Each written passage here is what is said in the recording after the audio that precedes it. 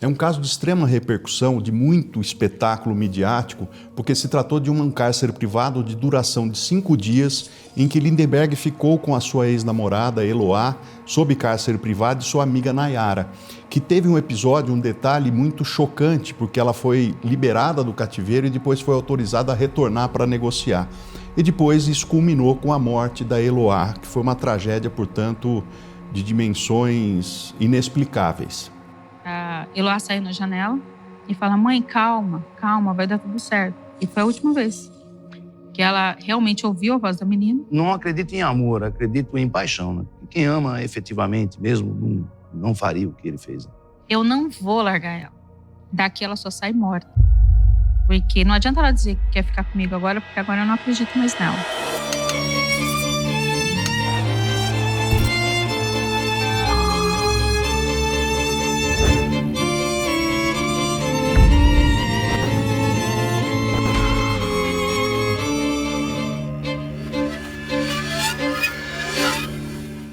No início não era uma relação comum entre jovens, mas depois foi se tornando uma relação conflituosa, até porque ele era muito ciumento. Ela, como uma menina expansiva, comunicativa, e que se dava bem com todo mundo, conversava na escola, questionava os professores, tinha um rol de amizade muito grande e tinha uma personalidade forte, e uma menina que chamava a atenção pela simpatia, e isso provocava ciúme por parte do Lindenberg. Então, esse foi o motivo, segundo a Eloá contou para amigas, do rompimento do relacionamento, o fato dele pegar no pé, de ser um rapaz ciumento, inseguro, e esse foi o motivo do fim do relacionamento, o fato de ele não se conformar, de desconfiar, e ela, de acordo com as amigas, nunca deu motivo para que ele desconfiasse. Era da personalidade dela, ser uma garota comunicativa, que falava com todos, que se relacionava com meninos, com meninas, relacionamentos de amizade, mas ele não interpretava dessa forma e exigia que ela fosse mais reclusa, mais fechada, que não era da personalidade dela. O que acontecia era assim, como ela começou a namorar muito jovem, né? Ela estava com 12 anos na época, e até uma vez a gente conversando, houveram pessoas que criticaram, né? Falaram, como que ela começou a namorar com ele com 12 anos? Só que aí você vai para parte do princípio que é o seguinte: quando você mora numa região de periferia, a mãe trabalha, o pai trabalha, ou você deixa a criança namorar, no caso era uma criança, ou ela poderia estar namorando escondido, que seria muito pior, né? Porque eu acho que tudo que se faz escondido se torna mais grave.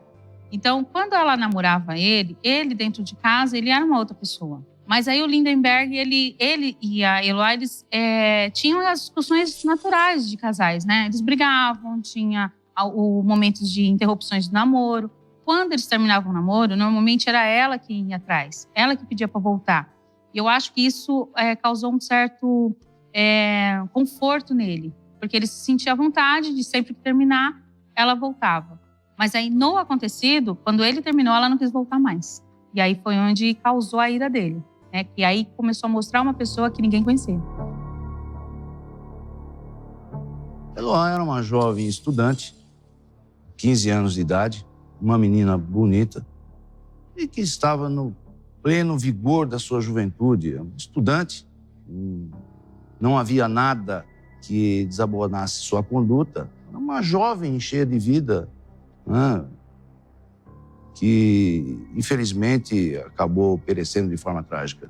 Ela era uma menina da periferia de São Paulo, uma menina estudiosa, muito apegada ao pai, namorava o Lindenberg, terminou o namoro, estava de paquera com outro menino da escola, mas até depois o próprio IML constatou que era uma menina virgem. A Eloá sempre foi muito reservada, então ela não era aquelas moças de destaque. Ela não se destacava porque não era aquelas meninas que gostavam de baile funk, de ficar na rua.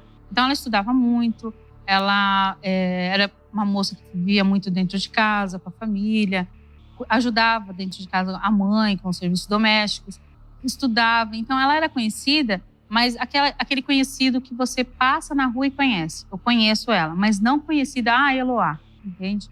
Porque a gente costuma dizer que as pessoas que se destacam normalmente são as que mais dão trabalho, né? As que não dão trabalho não se destacam tanto.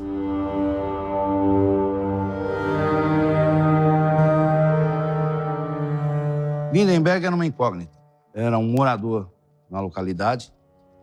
Era um indivíduo que, segundo informações colhidas, possuía 2 empregos, mas era uma pessoa que aparentava ter um certo relacionamento com o mundo da criminalidade.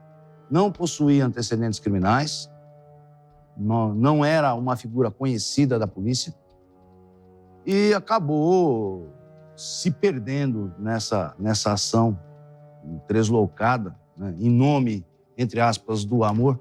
Ele jogava futebol sempre, era uma pessoa conhecida no bairro, chamava a atenção também que era nervoso e era apaixonado pela Eloá e inconformado com o fim do relacionamento. Ele não se conformava e tinha uma amizade muito grande, muito forte com o irmão da Eloá.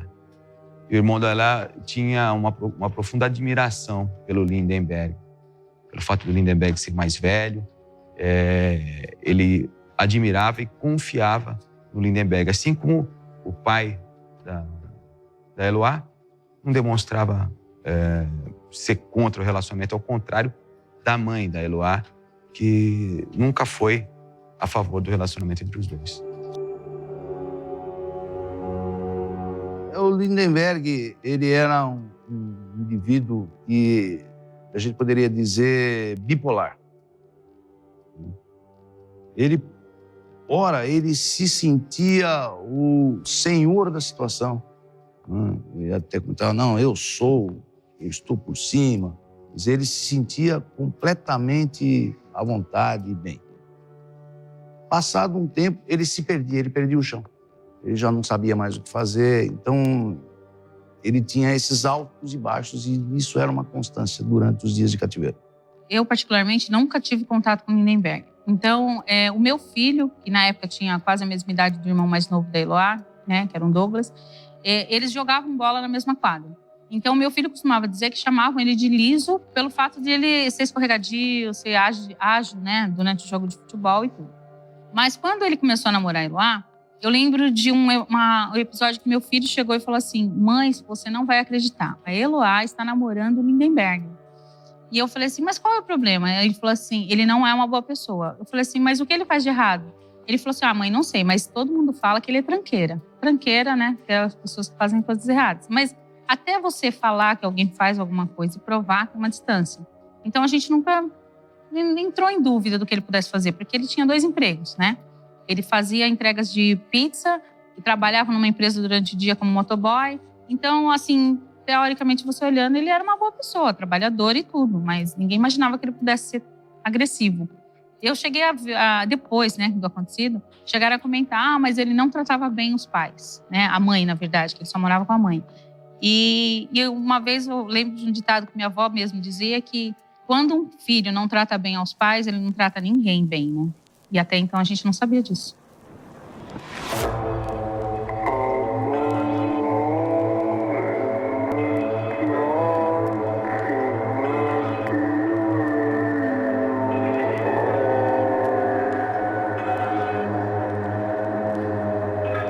Os fatos se deram, eles tiveram início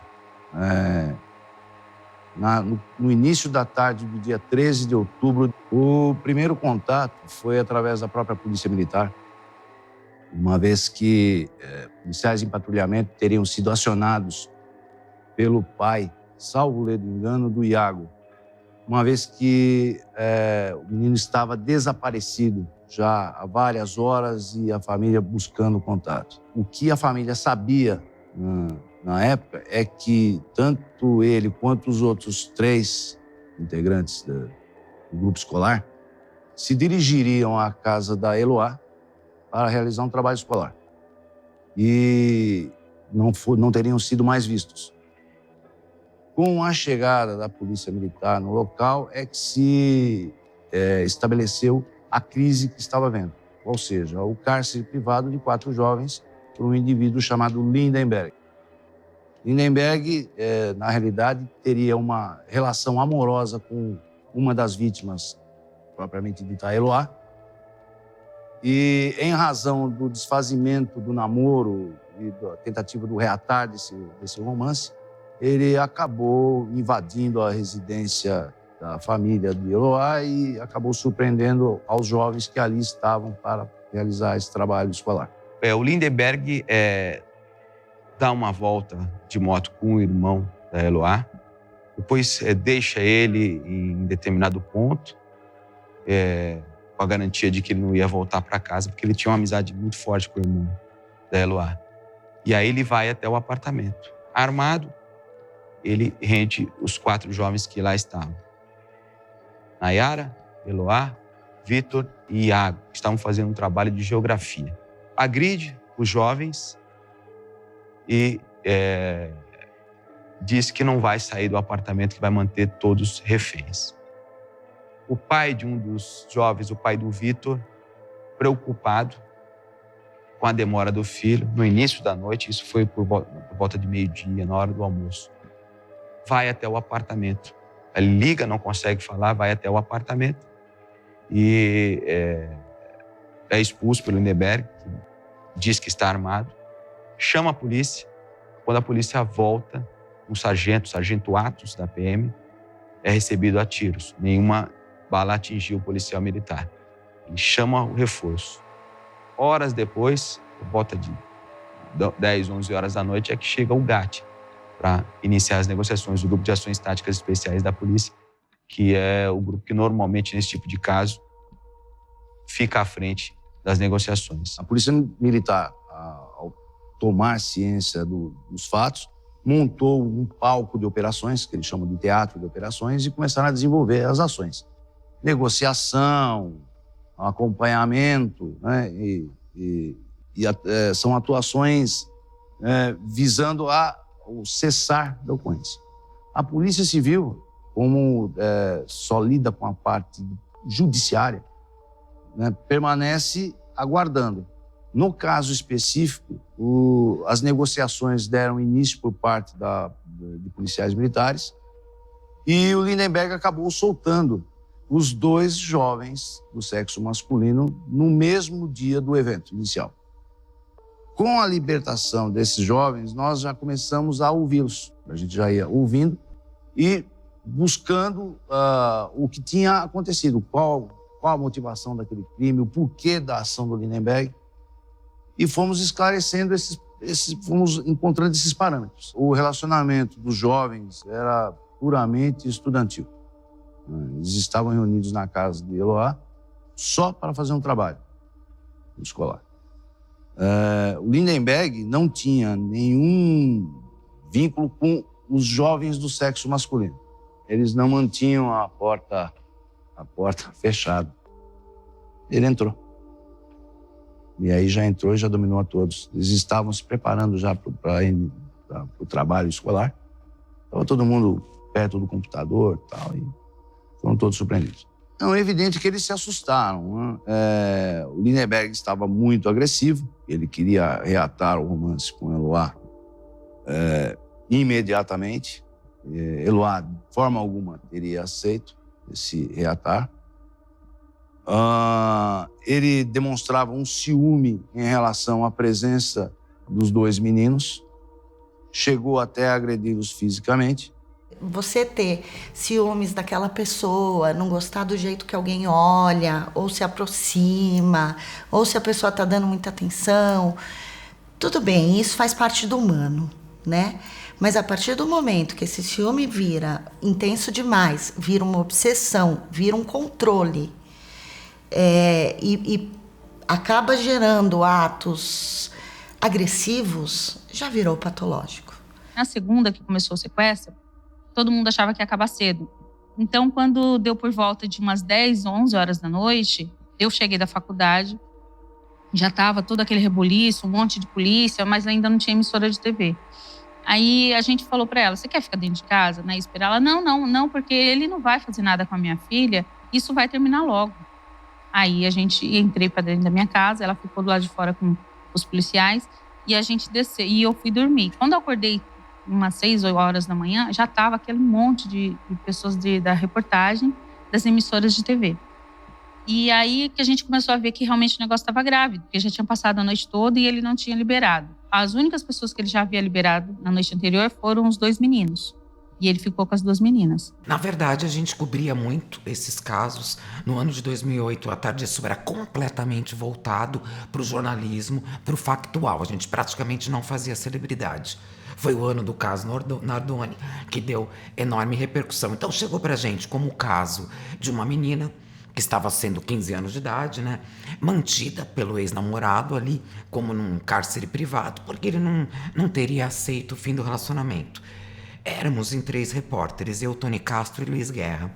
Num primeiro momento, o Tony Castro foi primeiro de madrugada ou logo na manhã.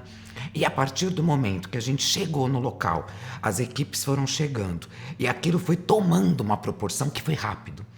Já do primeiro para o segundo dia, estabeleceu-se como linha editorial através da direção que nós teríamos 3 turnos, ou seja, uma cobertura de 24 horas em cima daquele caso. Eu fazia do meio-dia às 8. Aí tinha a madrugada, que era o Guerra, e tinha o Tony, que era de manhã. Então ali a gente já, em menos de 24 horas, ou entre 24 horas e 48 horas, a gente já tinha uma cobertura de 24 horas o tempo todo voltada para o caso da menina Eloá, mantida em cárcere. Ela estava com uma amiga e o namorado dentro do apartamento. Mas a gente já tinha a sensação que aquilo levaria alguns dias. A família do Lindenberg se isolou. Quem tentou muito contato, quem tentou foi o pessoal da família da Eloá, né, que tinha um vínculo, tinha um carinho por ele. O pai da Eloá teve um contato, chegou a subir, conversou por cerca de 20 minutos com o Lindenberg, que se mantinha irredutível na sua posição, disse que se não reatasse o namoro, ele ia matar a Eloá. O capitão a todo momento tentava tranquilizar Lindenberg de que ele teria todas as garantias possíveis. Então as negociações, pelo que nós percebemos depois, elas oscilavam muito, dependendo do humor, do estado do Lindenberg, que variava. Em momentos ele estava nervoso, outras ele dizia a todo momento que iria libertar as vítimas, que não ia acontecer nada. Em outras ameaçava a polícia, caso algum PM se aproximasse. O que se sabe com certeza é que a intenção dele era reatar o romance, de uma forma ou de outra. Ele queria voltar a namorar ela. O que você quer? Fala pra mim, pra eu poder te ajudar, cara. Eu quero matar Eloá e matar o Iberabá. No dia seguinte, logo pela manhã, ele efetua um disparo da janela. Aparece na janela com o rosto coberto e mantendo a Eloá refém. A Eloá se mostra desesperada, ela chora. Nesse mesmo dia, ele dispara um segundo tiro. As negociações vão se prolongando. Num primeiro momento, você vai entender, parecia algo assim, essa menina, né, ali, refém, mas que ao mesmo tempo eu vi no rosto da Eloá como se ela acreditasse que não ia ter um final triste. Eu acho que ela sentiu que ali ela estava, obviamente, ganhando uma visibilidade e que a partir dali as coisas poderiam se resolver. O rapaz, tal, quando tem aquele tiro, e talvez a nossa visão sobre isso, sabe? Tipo, será que vai dar alguma coisa? A menina não aceita o fim. Quando tem o tiro, a coisa toma outra proporção. Eu acho que a gente sente a seriedade, o perigo que nós estávamos correndo. E ela nem se fala, ela é amiga, no caso, é a Nayara. Eu acho que aquele tiro é um divisor de águas, onde ali mostra o total descontrole do Lindenberg e que ele poderia ser capaz de tudo. Ali é um divisor de águas preocupante. A questão da luz, que a polícia militar acaba cortando a energia elétrica do apartamento. Ele se revolta e nas negociações exige que a energia seja religada. Quando isso acontece, logo na sequência, ele libera a jovem Nayara. A Nayara, no dia seguinte, presta depoimento à polícia e depois a polícia pede para que ela retorne ao local dos fatos para ajudar nas negociações. Oi, Nayara. Tudo bom? Tá melhor já? Tô, você tá calmo aí? Tudo calmo. Você vai fazer mesmo tudo isso que você tá falando? Oi, amor. Você vai subir? Vou, amor, vou subir. Tá. Tem um policial subir, tá bom? Tá bom. Nenhum. Tá, deixa eu falar com ele agora, amor. Tudo certo. Vai dar tudo certo. Prometi pra você desde o começo, tá bom? Tá bom. Beijo, te amo. Não existia só a Eloá de refém. Existia também uma amiga da Eloá. E essa menina foi colocada para fora. Esse é um dos erros mais, nesse caso, mais inexplicáveis que alguém possa dar. Que é justamente uma pessoa que é um refém, que era uma vítima, e acabou se tornando vítima, sair do cativeiro e depois, por mando ou comando de alguém, e até mesmo aceitação, porque se a pessoa não quiser, ela não vai voltar, mas eu não sei o que falaram para ela, e ela voltar para dentro do cativeiro. Isso aí foi um atestado de ignorância num caso desse aí. A gente não pode, em hipótese nenhuma, ou você estar negociando, e só em filme acontece. Não, eu troco de lugar com a pessoa. Isso aí, manual nenhum internacional, nacional ou internacional, de negociação, isso existe. Você nunca vai trocar com a pessoa, sabe? Ah, eu sou polícia. O cara quer matar, ele quer matar quem for. E a razão desse caso, a razão dele estar ali, ela é, né? Qualquer troca, qualquer coisa que acontecesse nesse caso aí, não seria justificado. A ordem vem de cima. A ordem não é daquela que está ali. Quem está negociando, quem está falando, tem o livre-arbítrio de falar as coisas, porque está treinado para isso. Então ele está negociando, ele está falando, só que ele sabe até onde ele pode ir. Agora, para vir um comando desse, ninguém vai se responsabilizar, né, por o retorno de uma pessoa no cativeiro. Essa menina saiu do cativeiro, foi solta pelo sequestrador e automaticamente, a posteriori, ela retorna para dentro do... Ninguém entendeu isso. Ninguém operacional da época, com todos os cursos e cartilhas que a gente leu e estudou, a gente possa acreditar que aquilo teria acontecido. Nós mesmos, na época, a gente olhava e a gente não acreditava que aquilo estava acontecendo. Foi uma coisa diferente, e se você olhar em todas as ocorrências do mundo, você não vê uma igual, parecida nem igual do que aconteceu nessa época. Eu nunca vi algo tão absurdo, porque não precisa ser especialista, não precisa ter conhecimento. Você fazer uma refém que havia sido liberada retornar ao cativeiro é a coisa mais contraditória, absurda, leviana e perigosa que eu já vi alguma autoridade cometer. É duro falar isso, mas foi assustador.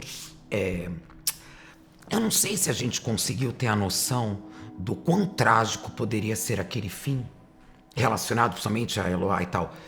Sim, a gente sabia que era sério, a gente tinha a noção de que a coisa estava muito feia, mas a volta da Nayara me dá a certeza de que a polícia também não estava sabendo o que fazer. E aquilo deixa tudo mais assustador. Eu não sei se o Lindenberg, quando dá início ao sequestro, ele também tem noção de tudo que, sabe, da proporção ou das coisas que passariam a acontecer. Eu não sei, de fato, que aquela cabeça doente estaria imaginando. Mas a partir do momento que a polícia, as autoridades autorizam que uma refém retorne ao cativeiro, ele passa a ser o dominante. Ele tem o controle. E eu nunca vi isso, assim. Não é à toa que a gente teve o pior resultado. Eu acho que é um tempo muito grande. Foi um sequestro que mais tempo levou, com muita visibilidade, né? Parece que o país parou, ficou acompanhando todo o caso, toda a cena. Então era um momento de muita tensão. Era um momento onde a adrenalina estava no grau máximo e o Lindenberg ali estava no controle da situação. Né? Ele estava com a arma, então eu acho que de alguma maneira essa tensão, essa visibilidade foi aumentando essa sensação de controle dele. E ao mesmo tempo, eu acho que aumentando tudo isso, aumenta o estresse e diminui a capacidade de avaliação de situações. Você acaba agindo muito, às vezes, por impulsividade, reagindo ao que está acontecendo lá. Isso desestabiliza muito emocionalmente, onde cada um vai ter uma reação. Mas o Lindenberg, eu acho que ele foi se apoderando, né? Foi se sentindo cada vez mais no controle, foi sentindo um poder que ele talvez não tivesse sentindo antes de estar com tanta visibilidade, de estar tão conhecido. E isso pode ter inflado o ego dele também, junto com toda essa tensão. A polícia buscava sempre vencê-lo pelo cansaço. Imaginar que ele fosse desistir pelo cansaço, mas em nenhum momento ele demonstrou estar exausto, estar cansado. Chegou a dormir, obviamente dormiu no cativeiro, mas de acordo com as vítimas, ele chegou a amarrar a Eloá e a Nayara no cativeiro. Em nenhum momento ele demonstrava cansaço que a polícia esperava que ele fosse. E ele sempre ressaltava: olha, o que tem de mantimentos aqui é o suficiente para ficar um mês. Se puder, eu fico um mês aqui. E realmente a família da Eloá havia feito compras recentemente. Então o estoque de mantimentos, de alimentos, estava completo dentro da casa. Em determinado momento, até as imagens das TVs mostraram que ela joga uma corda improvisada, que é conhecida como Tereza, do apartamento, e as pessoas ficaram sem entender o que era. Na realidade, ela jogou essa corda para içar, para puxar um marmitex, uma comida que foi mandada para eles num determinado momento. Mas, de acordo com o próprio depoimento da Nayara, as duas faziam comida para elas e para o Lindenberg nos momentos que eles ficaram no cativeiro. A gente em nenhum momento ia deixar qualquer minuto descoberto. Só que era um lugar perigoso. Era um lugar dominado pelo tráfico. Então, assim, o comportamento do Lindenberg, a chegada da imprensa, inclusive da polícia, não agradou ninguém ali. Então, não era um lugar fácil para que nós transitássemos. E também os apartamentos ali com aquelas janelinhas, às vezes que o Lindenberg aparecia, aquelas fotos e imagens emblemáticas da Eloá na janela, aquilo aconteceu entre 24 e 48 horas daquela situação, foi muito rápido. Bandeira do São Paulo, eu lembro bem, eu sou São Paulina, Marco Aurélio Cunha indo até o local. Então, quer dizer, já nesse momento a gente percebeu que não dava para montar uma equipe ali ou deixar a equipe solta. Era preciso que a gente tivesse um ponto mais seguro e que a câmera ficasse ali ligada o tempo todo. E outras emissoras e outros jornalistas estavam fazendo a mesma coisa, alugando aqueles apartamentos. A dona, inclusive, ficava junto. A gente alugou, levava, fazia compra ali porque ali a gente comia, a gente bebia água, usava o banheiro, porque não era um lugar fácil para a imprensa ficar de plantão. O fato das emissoras estarem transmitindo ao vivo, ele acabava tendo informações privilegiadas, inclusive de posicionamento de policiais, porque estava tudo muito claro ali, a transmissão, quase todas as emissoras estavam transmitindo ao vivo, e ele, de dentro do apartamento assistindo, acompanhava também como estava o posicionamento dos policiais militares. Eu era repórter da Sônia Abrão, né? Na verdade, eu acho que ninguém sabe disso. Como isso aconteceu? Porque realmente Sônia Abrão, uma comunicadora e jornalista, entrando ao vivo com o Lindenberg Alves no programa. Na verdade, isso começa na manhã daquele dia. Na manhã daquele dia, um dos repórteres, que no caso foi o Guerra, que fazia a madrugada, lembra que eu falei? Ele fazia a madrugada. Tony Castro assumia de manhã, eu assumia meio-dia até 8 da noite, voltava o Guerra e assim a gente fazia a cobertura. O Guerra tinha retornado do plantão da madrugada, quando ali, já na produtora Câmera 5, onde até hoje é feita A Tarde é Sua, veio a ideia, a partir da direção, que é o Elias Abrão, de ligar no apartamento. Isso era tipo 10 da manhã. Não era na hora do programa, o programa era à tarde. Às 10 da manhã, a gente falou, vamos ligar lá, vamos ver o que acontece. Só que quando você fala pro repórter, você pega a equipe e vamos gravar o que vai acontecer. Então, a primeira pessoa que liga no apartamento e o Lindenberg atende é o repórter. Ele fala, oi, aqui é o Guerra tal, quem tá falando? É o Lindenberg Alves. E como é que estão as coisas aí? Isso, gravado. Como se fosse assim, uma matéria ou um momento que poderia ser jogado no programa. Lindenberg, é Luiz Guerra, tudo bem? Somos conhecidos da... Luiz Guerra. Sou da Sônia Abrão, repórter da Sônia Abrão. A gente só tá em nome da sua família, porque sua mãe está desesperada e quer saber se está tudo bem, só isso. É repórter? Isso, filho. A gente está querendo saber se está tudo bem com você. Nossa preocupação é com você. É da onde? Da Sônia Abrão? Isso, da Rede TV.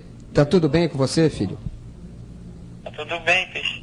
Agora, querido, por que você tomou essa atitude? Foi desespero, ciúmes? O que foi?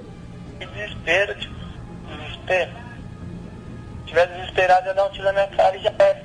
Oi, Eloá, Luiz Guerra da Sônia Abrão, tudo bem? Quem tá falando? Luiz Guerra, repórter da Sônia Abrão, tudo bem com você? Tudo. Eu queria falar pra minha mãe que eu amo ela. E meu pai também. Eu amo ele. Isso foi feito de manhã. Então, assim, a ideia era... Até porque... Outro detalhe, ali pensava-se o quê? Desligaram, né, o telefone, ou então só uma ligação direta da polícia com ele. Mas era um telefone normal. Qualquer um de nós poderia ter pego aquele número e ligado. Qualquer pessoa, qualquer lar brasileiro que estava acompanhando aquela situação poderia ter ligado e falado, oi, é o Lindenberg. Ele poderia atender ou não. Esse foi o risco, tipo, vamos ver se ele atende. Como ele atendeu o repórter, e foi gravado ali uma situação, na hora que o programa começa, switcher, para quem não sabe, mas tá ali a Sônia, tá ao vivo, switcher com a direção, diretor de TV, todo. Quando ela está ao vivo, já conduzindo o programa, eu entrava ao vivo de lá, porque eu ficava de plantão lá no momento que o programa era ao vivo. Então eu fazia as entradas e tal. Entravam as matérias da madrugada e tudo. O diretor vira e fala no switcher, vamos ligar lá. Se ele atendeu de manhã, será que ele vai atender à tarde? Mas a Sônia não tá sabendo. A Sônia tá ao vivo. A Sônia está apresentando o programa. E a direção, que é muito competente, tá? Não vou questionar o Elias Abrão. Eu já fiz todos os casos com ele, de Isabela Nardoni, de tudo, de tudo. Ele sempre teve uma cabeça um pouco à frente, sabe? Ele sempre avança um pouco. Lógico, tem que ter responsabilidade, não vou dizer que não. E ele fala, vamos ligar lá? Vamos ver se atende de novo. E ligam do switcher. E ele atende de novo. E aí é dito a ele, a gente tá ao vivo. A Sônia Abrão, né, nossa apresentadora, tá ao vivo.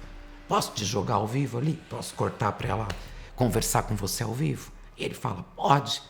Então, quando ela fala alô, é dito a ela no ponto, olha, o Lindenberg Alves está ao vivo e vai falar com você agora. E ela faz alô. E ali começa essa situação que é tensa, que é errada, mas que não é a responsável pelo fim trágico, na minha visão. Você disse pro Guerra que você não queria mais saber da Eloá. Então, por que você invadiu o apartamento? O que você está querendo? O que você está buscando nessa história? Queria acertar as contas com ela. Eu tentei sentar com ela na boa, para conversar com ela. Ela sempre virava as costas para mim, não queria me ouvir. Então, tive que usar a força para falar com ela, para ela me ouvir. E com a sua experiência, nos orientar aí sobre o que vai acontecer daqui para frente, para que a gente possa ter uma ideia. Bom, claro. Eu sou muito otimista, né? Eu espero que isso termine assim em pizza, né? E num casamento futuro entre ele e a namorada apaixonada dele, né?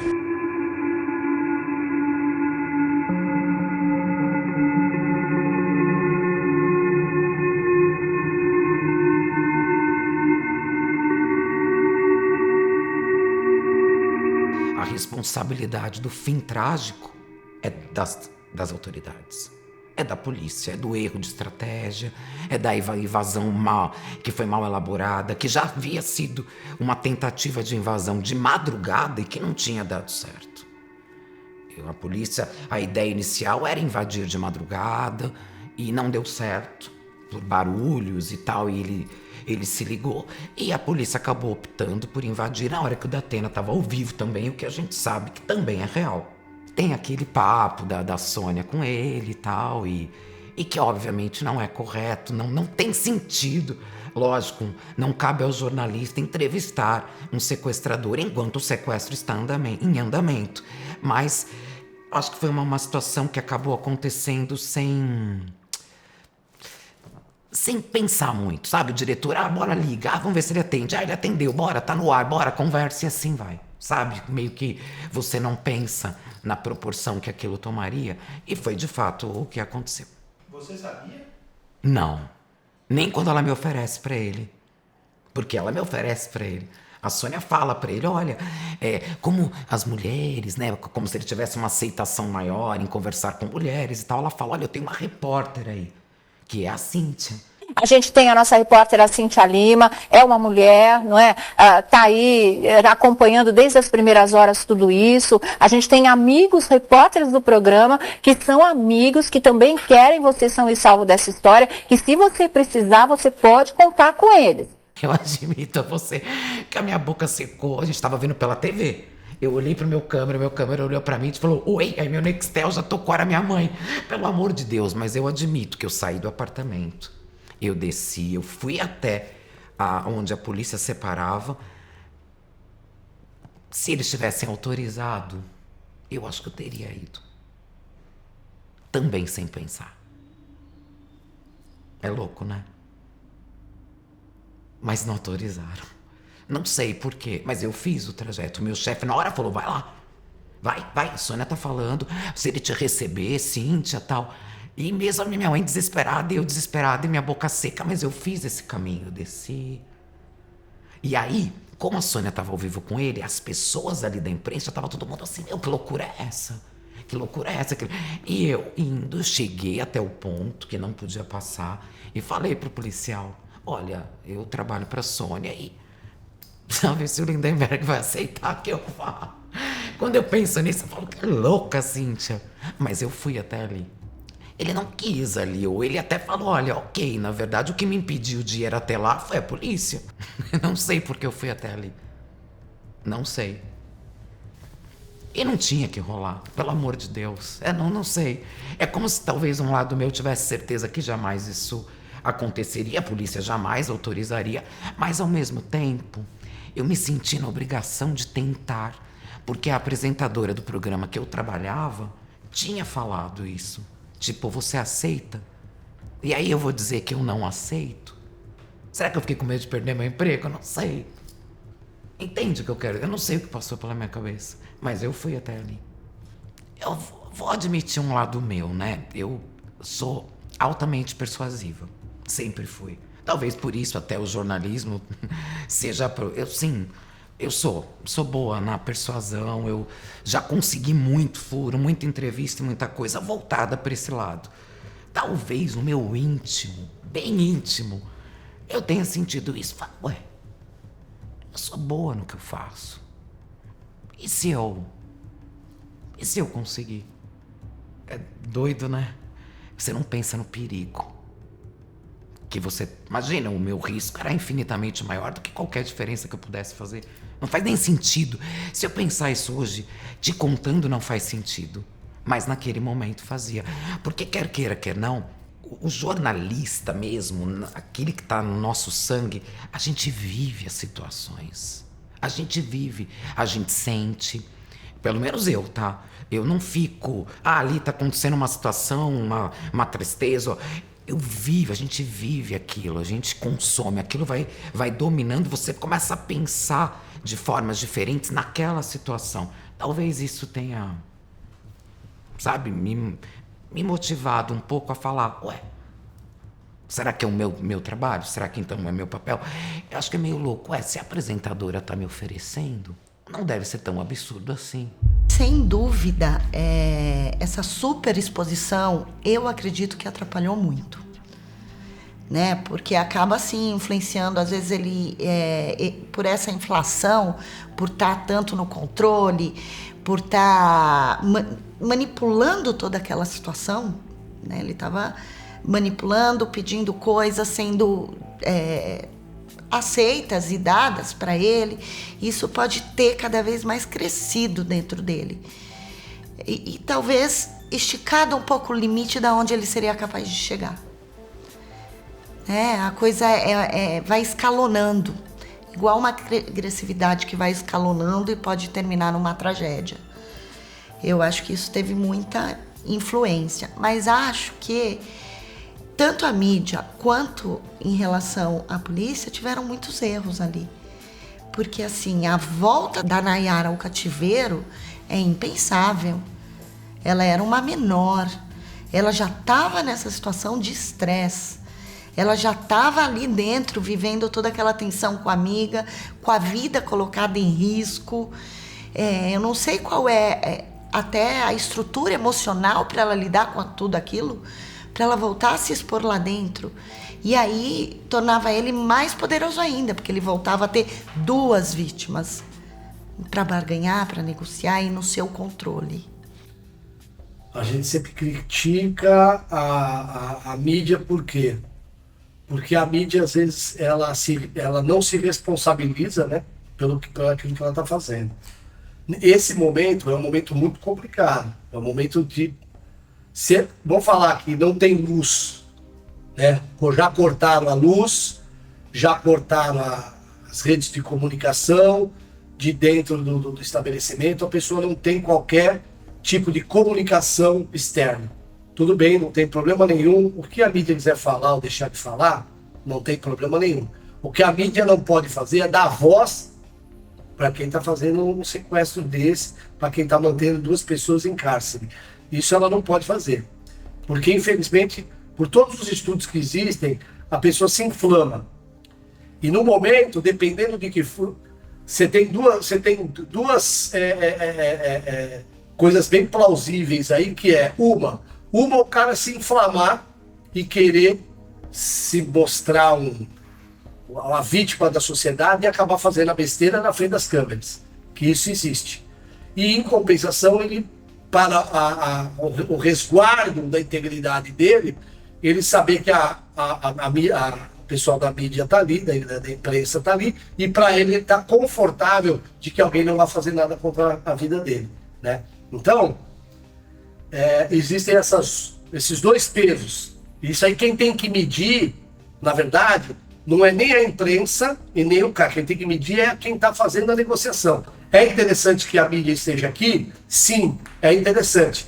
O cara está pedindo uma garantia da vida dele? A mídia está aqui. Mas eu nunca vi esse tipo de coisa acontecer, né? Acredito eu que você nunca pode botar alguém externo para tentar fazer qualquer tipo de coisa. A pessoa não está preparada, a pessoa, né, não sabe o que está realmente acontecendo na cabeça do autor. Então você tem realmente uma potencialização na cabeça da pessoa. Então, numa dessa, a pessoa conversando com isso, tentando falar aquilo que o cara não quer ouvir, né? Você potencializa uma situação. Eu acho que realmente é muito complicado, muito difícil a gente opinar, mas eu acho que foi um erro drástico. Porque é o que eu falei, ali não podia ter comunicação da parte externa. E esse negócio de conversar, o pessoal de imprensa, ou um comunicador, ou um repórter, isso aí é uma coisa que não existe. Me parece que foi fundamental, um erro grave, permitir que a mídia interferisse de forma tão significativa, tão presente, a ponto de entrevistá-lo enquanto ele estava naquela situação.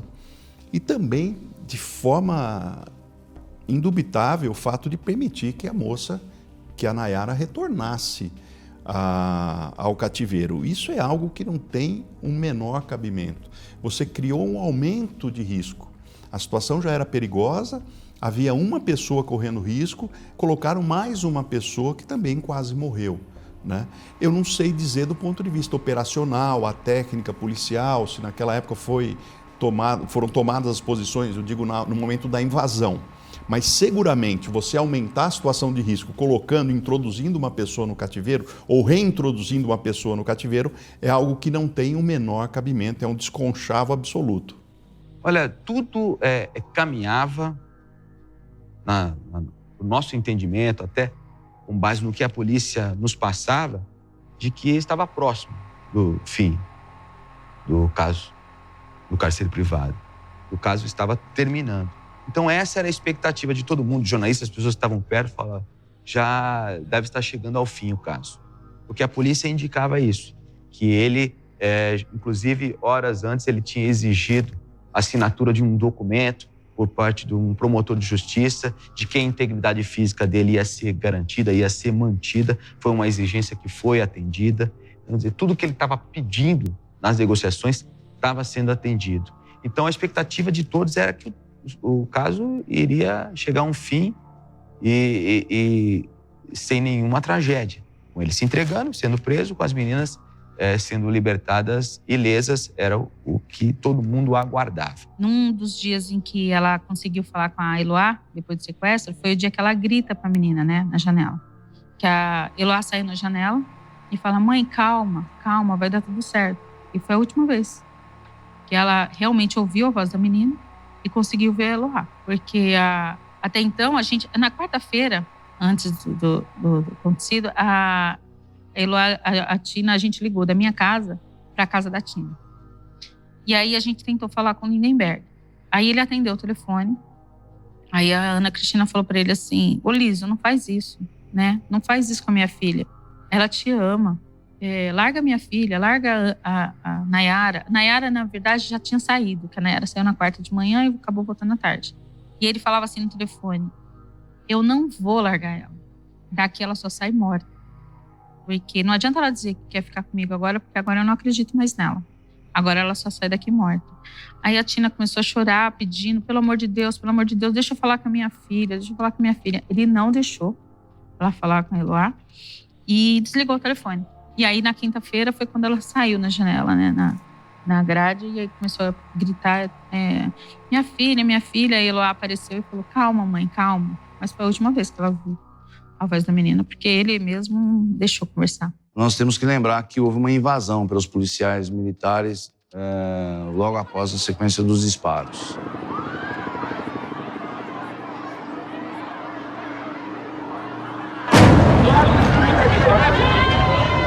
Então é evidente que houve um emprego de força física.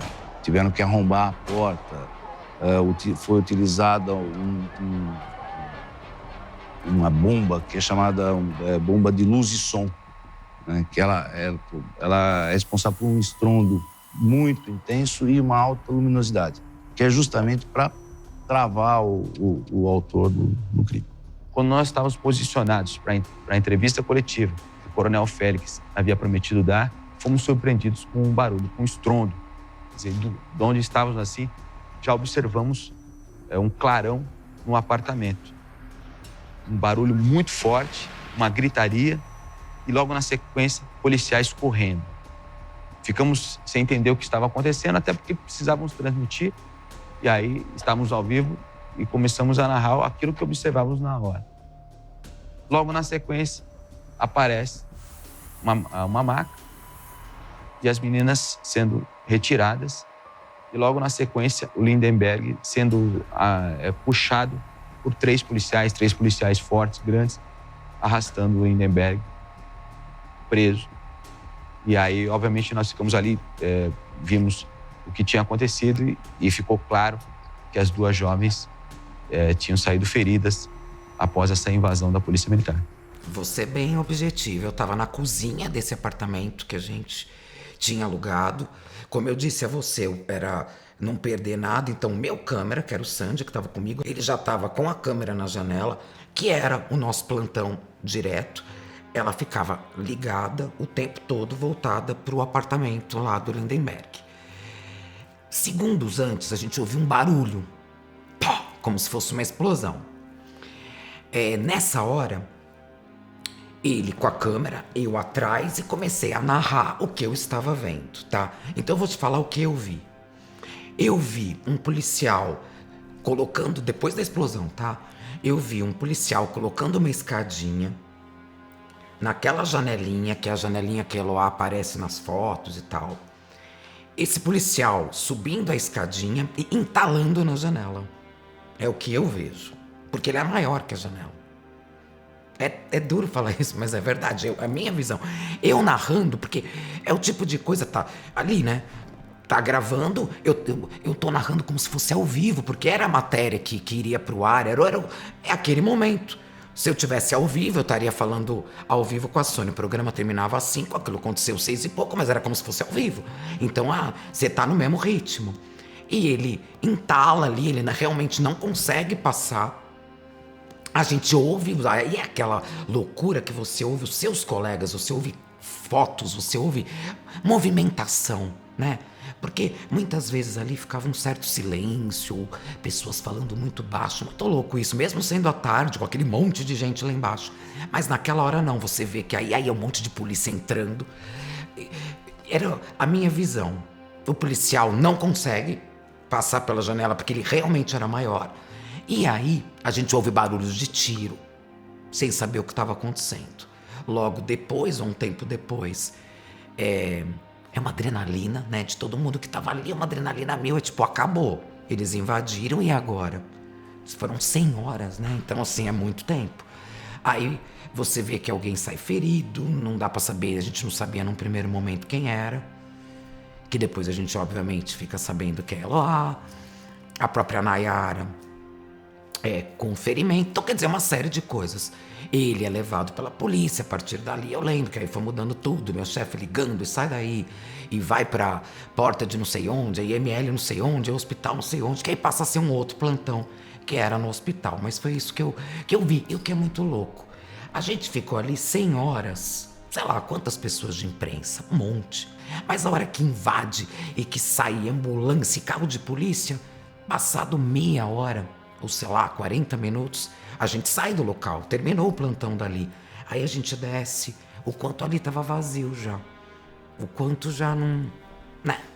Acabou. Ali acabou e agora é um outro lugar que a gente vai ficar de plantão. Mas ali eu tive a noção, poxa, eu olhei assim, acho que quando eu vi direito as casinhas, os predinhos, eu falei, agora eles vão voltar à vida normal aqui. E a gente agora vai para outro plantão em outro lugar. Sem saber ainda quem tinha morrido, do tiro na mão, a gente não sabia ainda. Fiquei sabendo, acho que uma hora e pouco depois, a coisa foi ficando mais clara. Às vezes tem alguém no comando que é aquela pessoa que não conhece o dia a dia. Então, acaba dando certas instruções que não são as que estão no manual de negociação, no manual de um caso desse, né, que a pessoa está de refém. Tem um erro de várias partes, de vários lugares, não era para durar tanto. A gente sabe que na cartilha de negociação existe, o tempo é muito precioso. Quanto mais tempo você dá, você tem o cansaço do sequestrador, né, do cara que está ali no cativeiro, a pessoa presa. Você tem assim um momento em que o cara levar o cara a ficar cansado, que o sono venha, deixar que a natureza faça o serviço. Que o sono impede, que o cansaço impede, e a gente sabe que nem dormir no volante, né? Quando você menos espera, você cochilou.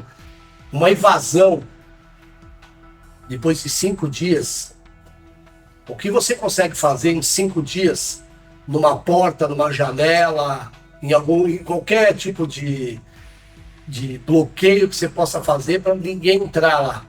Então, quer dizer, eu acho que houve algumas falhas realmente, e essas falhas são coisas que não vão voltar atrás. A gente aprende com erro, aprende com muita coisa.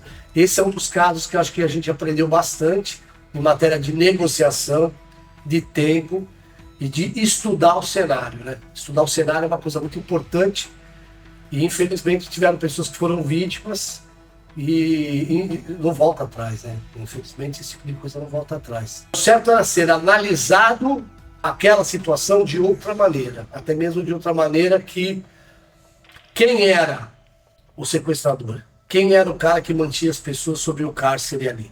Quem era ele? Por qual motivo ele estava lá?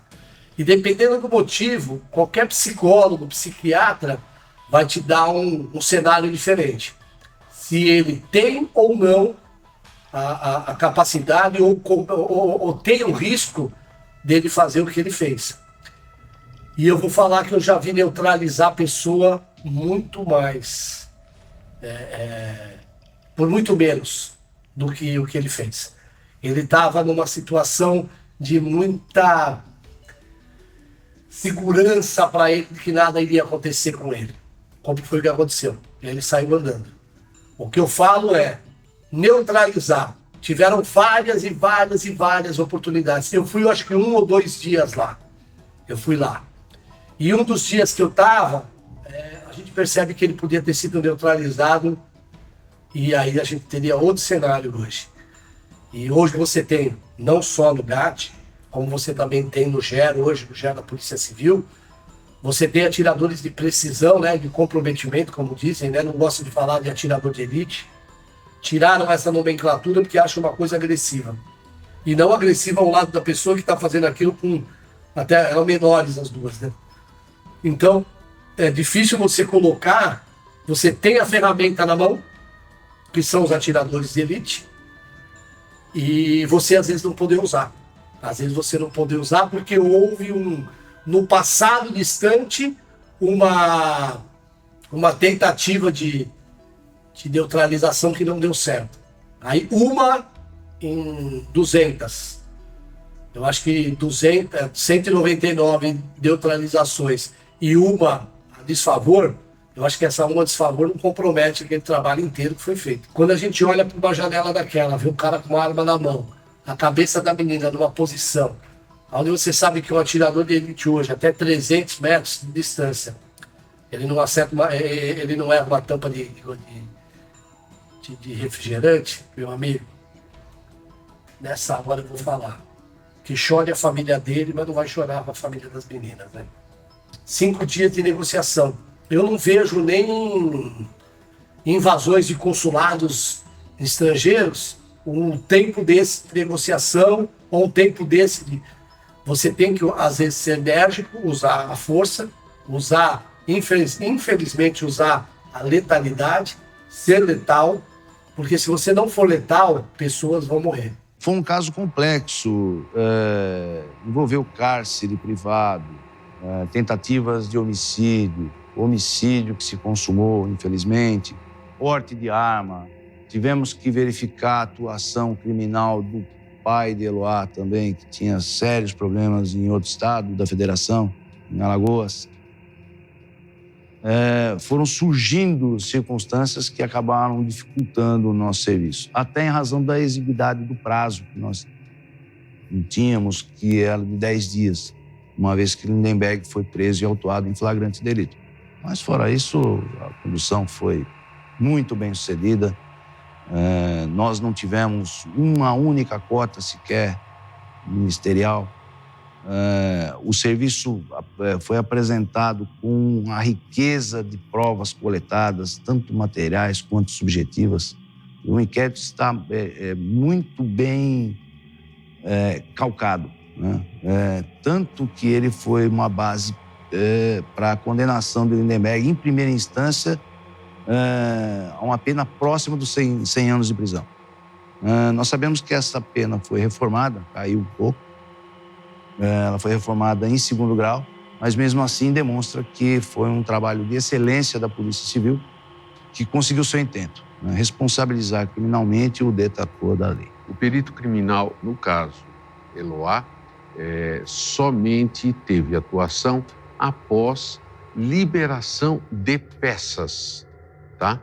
Durante a libertação dos que estavam encarcerados, isso foi sendo levado ao Instituto de Criminalística da equipe de Santo André, parcialmente, e tudo aquilo que estava envolvido, que era apreendido e recolhido pela Polícia Militar, no caso o GAT, e pela Polícia Civil, no caso o 6º Distrito Policial lá de Santo André. Depois disso, teve o desencadear da libertação, da invasão do local e tudo mais.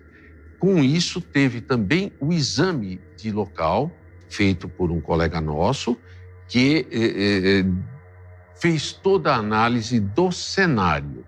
Terminado isso, durante o inquérito, várias coisas precisavam ainda ser esclarecidas. E esse esclarecimento, em contato Polícia Militar, Polícia Civil e Instituto de Criminalística junto com o Instituto Médico Legal, veja que é polivalente na coisa, se estudou e viu-se a necessidade de reposicionamento de todos os elos. Isso para tirar dúvidas de como teria ocorrido ou não e como aquilo realmente foi desenvolvido e se aquilo realmente aconteceu. O perito criminal, ele traduz a ocorrência do fato em si. E ele vai comprovar materialmente se a versão que foi apresentada, seja por uma parte, por uma vítima ou por uma testemunha, é factível, se ela é possível de ter ocorrida da forma como descrita. No caso específico deste inquérito policial, as provas carreadas aos autos acompanham ipsis verbis, principalmente a versão da maior testemunha que poderia ser, que é a própria vítima Nayara, porque ela esteve o tempo inteiro lá. E ela descreve com uma riqueza de detalhes impressionante, até para a idade que ela tinha na época. Você sabe que no início, logo que aconteceu tudo, que a gente ainda não sabia, né, da morte, ela pedia por ele, que queria que ele se fosse perdoado e tudo. Depois teve todo o trauma do transplante, dos órgãos. Depois teve o enterro, que foi muito triste. Depois teve o problema com o esposo, né? Então, foram coisas acontecendo que a gente não tinha muito tempo de conversar sobre o sentimento dela em relação a ele, ao Lindenberg. Mas quando ela passado o tempo, você pergunta para ela hoje, o que você sente em relação ao Lindenberg? Ela fala, eu não perdoo ele. Hoje ela diz que não perdoa. Antigamente eu acho que ela até perdoaria sim, mas hoje ela fala que não perdoa. Não gostaria de ver ele de jeito nenhum, em lugar nenhum. Que a gente fala, ele vai sair em breve e mora no mesmo bairro, né? Ela falou, eu espero nunca encontrar ele na rua, porque eu não quero olhar para ele, não quero ver ele, sabe? Eu acho que a situação assim que ela desencadeou esse desejo de não perdoar e de não querer ver ele foi no julgamento, porque eu acho que o julgamento foi a tacada final, foi onde ele falou como que foi, como que ele atirou na Eloá. E eu acho que ali foi quando ele falou realmente que ele tinha feito tudo de caso pensado, né? Foi quando ele confessou, não, eu matei a Eloá mesmo, porque de todo o julgamento, o que ele mais confessa, que ele fala, né, com firmeza que ele fez, foi o tiro que ele deu na cabeça da Eloá.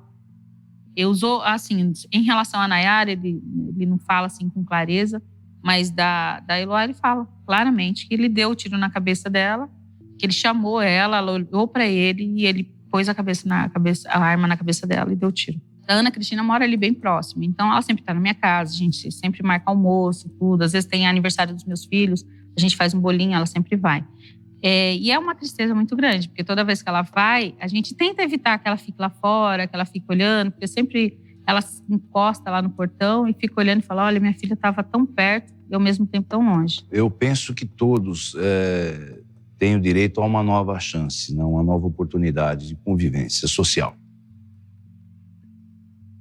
Evidente que ele terá a sua oportunidade. Mas é muito complicado a gente afirmar que essa conduta dele foi isolada, porque ela foi muito grave. Uma pessoa que é capaz de ceifar a vida da própria namorada, digamos assim, inclusive com um relacionamento familiar, né, com o envolvimento de outras pessoas, para eles friamente praticar o crime que praticou, eu não acredito que ele fique só nesse evento. Ele demonstrou que ele é uma pessoa perigosa. Para Ana Cristina, hoje em dia, falar da Eloá é sempre um sofrimento. Porque a mãe nunca aceita, né, a perda de um filho. Se pra gente que tá de fora já é difícil lembrar, pra ela é muito pior. Porque tem dia que ela tá sozinha em casa, porque eram 2 meninos e a menina. A filha mulher, normalmente, ela faz mais companhia pra mãe, né? E o filho homem, não. O filho homem, ele quer sair, badalar, ir para festas. O filho mais velho é casado. Então, ela sente muita falta da companhia feminina, de sair para a loja. Ela saía muito com a Eloá. Vamos no mercado. Aí vai no mercado, era a Eloá que ia. Vamos numa loja comprar sapato. Porque a Eloá e a mãe, Ana Cristina, eram fissuradas em sapatos. Então, toda vez que ia comprar um sapato, a Eloá ia com a mãe dela. Vamos no cabeleireiro. E as duas. Então, tinha... É uma cumplicidade que você tem quando é filha mulher, né? Que é diferente com o homem. Então, hoje, eu acho que ela se sente muito sozinha. Então, quando você, às vezes, conversa com ela, a gente evita de tocar no assunto, sabe? Tenta, o máximo possível, falar de coisas do atual, dos netos, que ela tem 2 netos agora. E ela tá sempre feliz, assim, com a gente dando risada. Mas quando toca no assunto, não tem como ela não chorar, entendeu? Que aí ela lembra do que aconteceu. Ela lembra das coisas que ela fez por ele, achando que ele era uma boa pessoa. Das orações, ela não se arrepende, porque ela fala que a gente deve orar por qualquer pessoa, né? Inclusive por ele.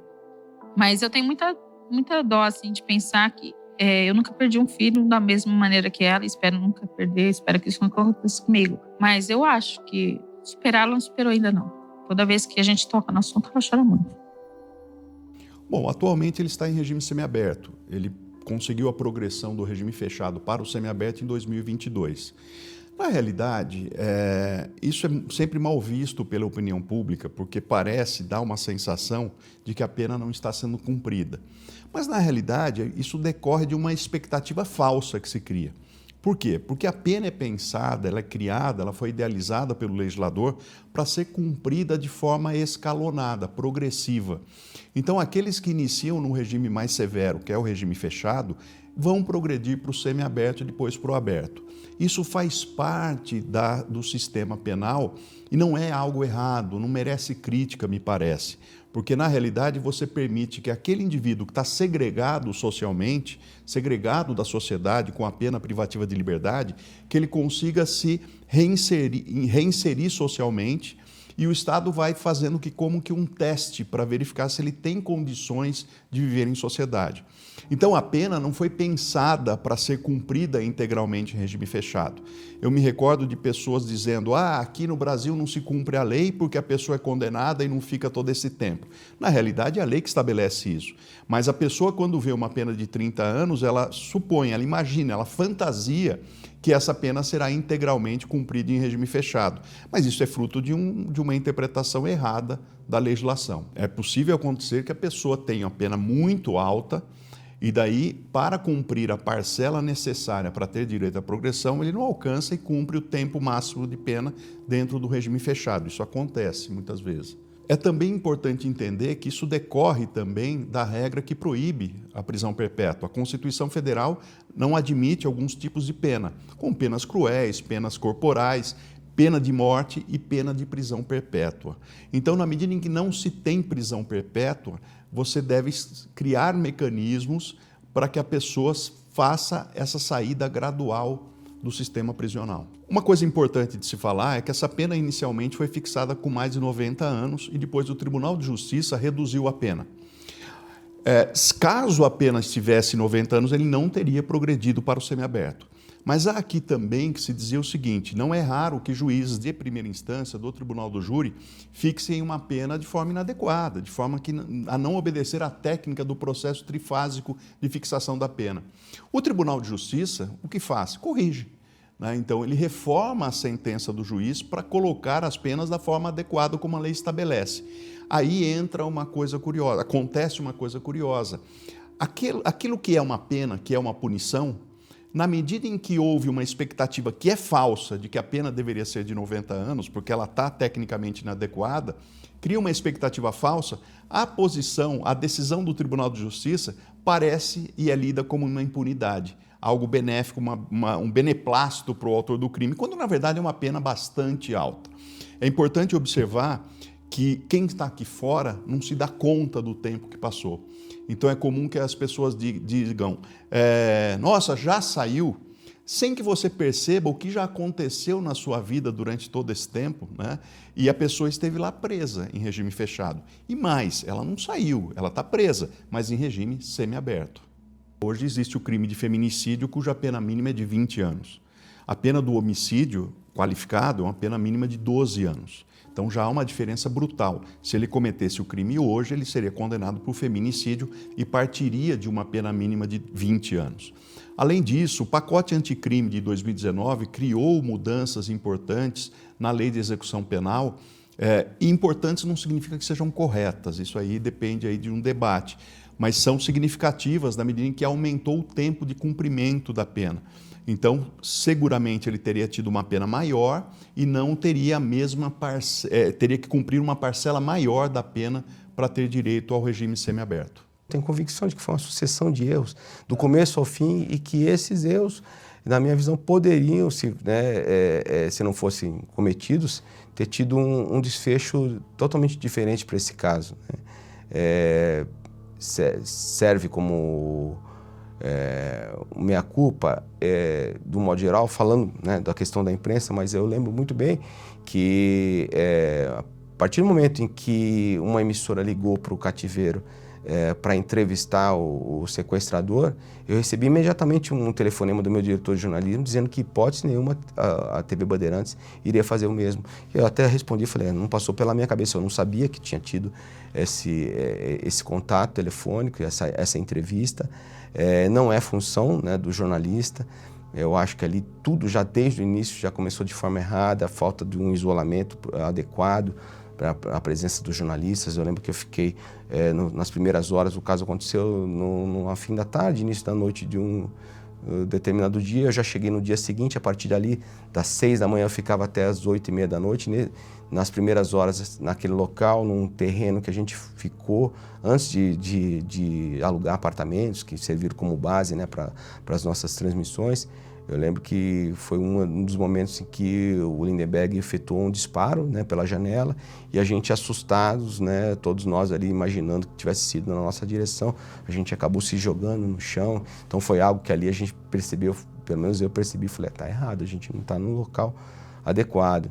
Né? E tudo que foi acontecendo, a presença de um dirigente de futebol, né, indo até o local para tentar interceder também, tentar conversar, depois que ele expôs a camiseta do time de coração dele também numa das janelas. Foi uma sucessão de erros, culminando, obviamente, com a invasão da forma como aconteceu, que espero, né, que tenha servido, né, de exemplo, porque, infelizmente, foi um fim trágico. Né? Eu acho que o que mostra um pouco a gravidade dos excessos da mídia sensacionalista. Quando tenta, de qualquer modo, mostrar aquela cena, aproveitar, vencer sempre o concorrente e, portanto, ter esse tipo de comunicação, isso revela, para mim, uma grande irresponsabilidade. Né? Da mesma forma como a mídia tem comportamentos, por exemplo, que são acertados e não divulgação, por exemplo, de suicídio, para não estimular, é importante também que não dê muito holofote para certas situações, para não estimular, né, nesse caso, a continuação do crime. Se ele for um narcisista, aquela imagem, o fato dele aparecer na mídia, pode levar com que ele não queira sair do cativeiro e não se entregar. Então, pode agravar a situação. Eu acho que essa, para mim, é a maior lição. Acho que aí, como a sociedade também mostra esse apreço pela violência. Há pouco tempo eu lia sobre a última execução pública nos anos 30, na França, e a descrição era uma coisa dantesca. O homem foi guilhotinado, o condenado guilhotinado na praça, e a população toda aplaudia, gritava, uivava, né, como se estivesse vendo um gol numa partida de futebol. A sociedade muda, mas nem tanto, né? Então, quando a gente assiste essas cenas, esse apreço que se tem, de certa forma é um pouco essa coisa primitiva da sociedade querendo ver os detalhes do crime naquele momento e não apenas tendo a informação de como se deu o crime, mas querendo acompanhar ali, para e passo, naquele momento, ao vivo, né? Isso, de certa forma, revela esse gosto um pouco da sociedade pelo sangue, pelo crime, enfim. Eu acho que esse é um ponto a se destacar também. Na época, o que a gente percebia era aquela relação de amizade de adolescência, né? Quer dizer, os adolescentes sempre mudam, né, as amizades, que naquele momento elas eram, na nossa pelas informações que a gente estava apurando durante os 5 dias do cárcere privado, é que elas eram, naquele momento, as melhores amigas, sabendo que nessa época de adolescência as coisas acabam mudando, né? Não eram amigas de muitos anos, desde a infância, mas que estavam muito próximas naquele momento, para tudo, dentro das questões da escola, de fazer trabalho juntas e de confidenciar as questões em relação às questões pessoais, né, de relacionamento, de amizades, que naquele momento, sim, elas tinham uma amizade intensa, mas que a gente sabe que como essas amizades ocorrem na adolescência. Algumas seguem para a vida, outras não. Tudo aquilo que o Lindenberg falava a respeito delas, da possível influência que ela tinha sobre a Eloá, dizendo que não era uma amizade boa na visão dele, obviamente por conta dos ciúmes, por conta do inconformismo, né, do fim do relacionamento. Ele citava também a Nayara, né, como entre aspas, a responsável pelo fim desse relacionamento. Ali, nessas próprias falas, nos depoimentos, elas indicam de que as duas tinham um grau de amizade forte naquele momento. Depois do que a gente acompanhou com muita frequência, com mais frequência, foram os momentos seguintes, né? A questão, né, dos desejos, mas entendendo, né, a cabeça de um adolescente, de conhecer um jogador de futebol, de conhecer artistas de um programa de televisão, né, aquela mistura, né, do trauma e do fato da exposição, né, que acabou tendo por tudo, né, por ter voltado ao cativeiro, a polícia ter permitido, né, pelo trauma de ter presenciado toda aquela cena, né, de violência, de ver a amiga sendo atingida. Mas aqueles momentos seguintes ali, a gente acompanhou realmente essa confusão, essa mistura, né, que é característica aí já é característica do dia, né, dos adolescentes, mas que talvez a psicologia possa explicar, né, essa mistura entre a questão do trauma e o excesso de exposição que ela teve naquela época. Eu acho que é muito fácil jogar sentado no sofá e vendo a coisa ali como uma novelinha, como um circo montado. Eu vejo a situação da Nayara muito complicada. Primeiro que ela é uma adolescente. Ela tinha 15 anos na época. Ela não tinha a maturidade emocional de um adulto para lidar com aquela situação, independente de qualquer coisa. Para lidar com aquela pressão, para lidar com aquela ameaça. Ela tomou o tiro, a vida dela estava por um fio.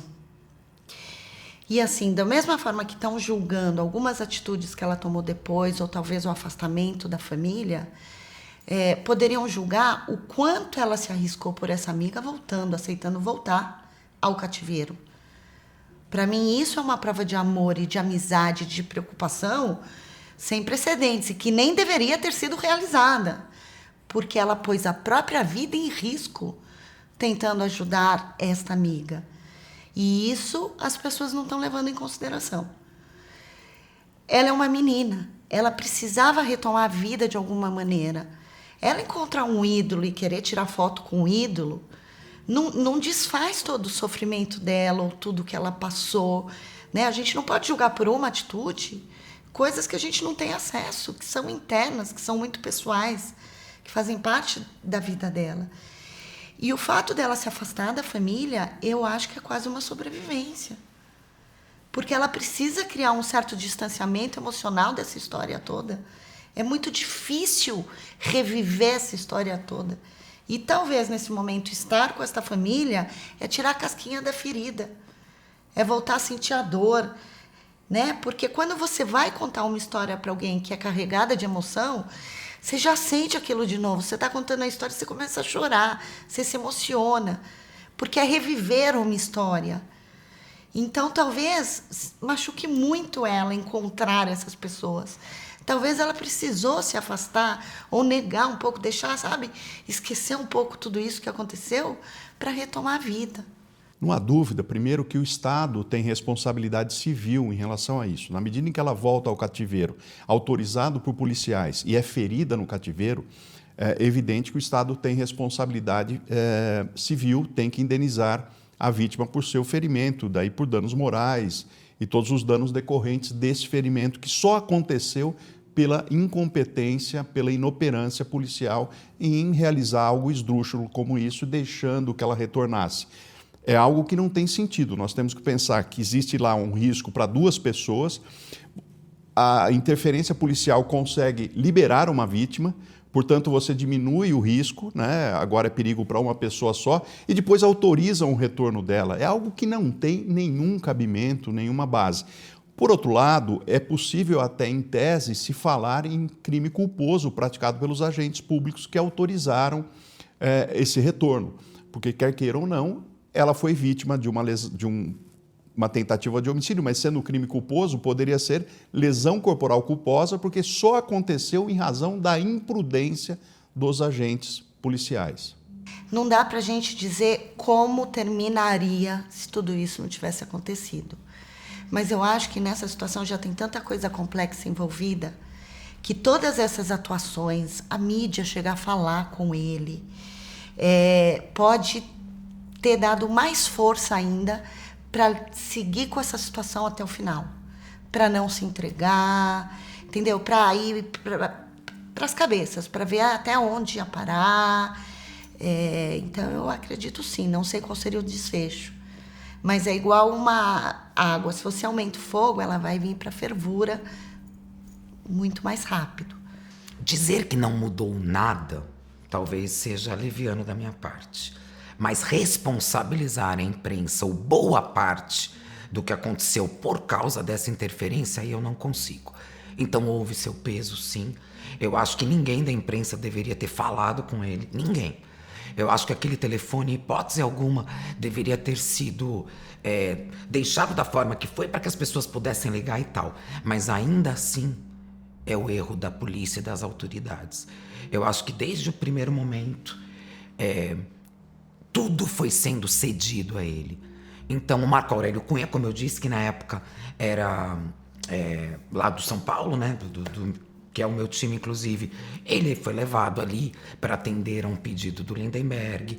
Eu não sei se a própria polícia ou as autoridades não validaram o quanto aquela mente estava doente. É um rapaz, 22 anos, a menina tem 15, daqui a pouco a gente resolve. Eu acho que nem as autoridades deram a dimensão e a seriedade que deveria. Então, o desfecho é terrível por culpa da má condução das autoridades. A imprensa teve seu papel, mas muito pequeno e irrelevante diante do que eu acho que as autoridades de fato erraram, inclusive deixando ali o telefone ou qualquer comunicação que ele ainda pudesse ter com as pessoas. Ainda acho que foi a polícia.